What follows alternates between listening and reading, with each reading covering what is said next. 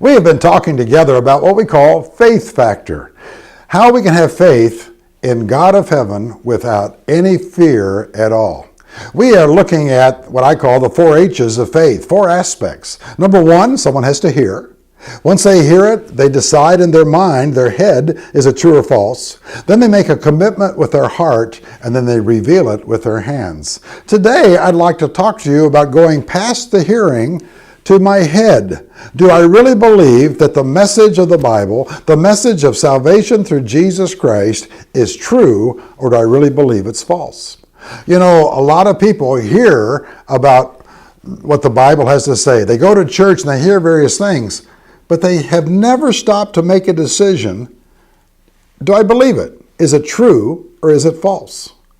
You know, it's amazing. In James chapter 2, there's a very interesting verse about the demons. When the argument is about faith without works is dead, he says, don't you know that you believe that God is one? Well, good for you, because even the demons believe that and they shudder. He is saying that even the demons who reject God, who are working against the God of heaven, they believe that God is one. They believe in the triune God. But they believe in such a way that they shudder. They know it's true, but they have never gone past that step to allowing it to change who they are. You know, I believe we live in a generation where a lot of people have heard the message, and they think they believe it, when in reality they just know it in their head. And they've never really come to the sense where they've allowed it to be true in the way they live and in the choices that they make. In fact, we have heard so much of Christmas and so much of Easter and so much of God that it's almost as if we've become numb to the fact that it has to make a difference in our lives. We believe and think we think it's true, but we live as if it's false. I remember one night I was flipping through the channels and I saw Jay Leno, and he was interviewing a girl, and she had this massive gold chain with a cross around her neck, and it was bouncing around as she was animated and talking. And I thought, she must be a Christian. And I thought she must have something good and wholesome to say because of the cross.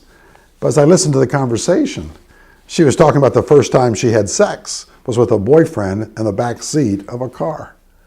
And I thought, here we think we believe, but our actions maybe indicate that we don't believe.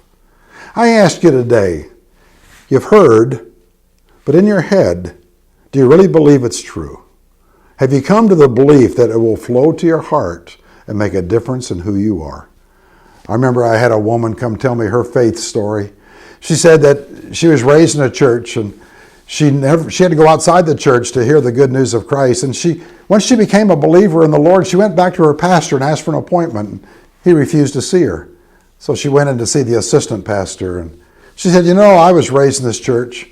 My kids were baptized in this church. My children were married in this church.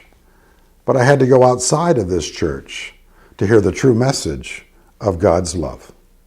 And my friends, there are a lot of people in this world today who they know enough to be dangerous, but they have never decided in their head that it's true so that they can believe it in their heart.